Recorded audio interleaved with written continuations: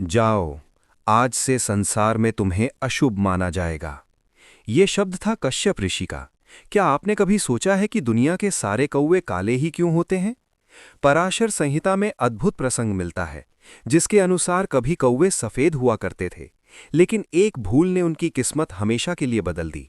बहुत प्राचीन समय की बात है। घने जंगलों के बीच कश्यप ऋषि का आश्रम था। उस आश्रम में अनेक पशु पक्षी भी रहते थे, जो कश्यप ऋषि के स्नेह से निर्भय होकर जीवन बिताते थे। उन्हीं में एक अत्यंत सुंदर सफेद कौवा भी था, चतुर, तेज और अत्यंत आज्ञाकारी। ऋषि उसे बहुत प्रेम करते थे। एक दिन उन्होंने उस कौवे को अपने पास बुलाया और कहा, हे कौवे, संसार में कहीं अमृत छिपा हुआ है। तुम उसकी खोज करो, लेकिन याद रखना, तुम्हें केवल उसका स्थान जानना है, उसे पीना नहीं है। कौवे ने सिर झुकाकर आज्ञा स्वीकार की और अमृत की खोज में निकल पड़ा। वो पर्वतों, नदियों, जंगलों और गुफाओं में महीनों तक भटकता रहा। लगभग 1 वर्ष बाद उसे एक गुफा में चमकता हुआ अमृत दिखाई दिया। उसकी दिव्य चमक देखकर कौवा स्तब्ध रह गया।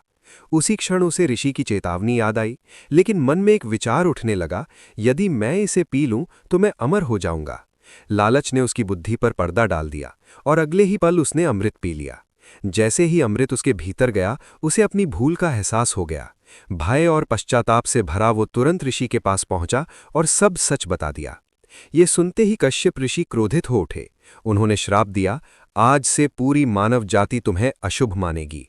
लेकिन अमृत के कारण उन्होंने एक और वरदान भी दिया, तुम्हारी स्वाभाविक मृत्यु कभी नहीं होगी और पितृपक्ष में मनुष्य तुम्हें पितरों का दूत मानकर सम्मान देंगे। फिर कश्यप ऋषि ने कहा, तुम्हारे मन में उपजे इस छल के कारण तुम्हारा रंग सदा के लिए काला हो जाएगा। तभी से संसार के सभी कौवे काले हो गए और पितृपक्ष में आज भी उन्हें पितरों का दूत मानकर भोजन अर्पित किया जाता है। अगर आप सनातनी हैं तो इस वीडियो को शेयर अवश्य करना।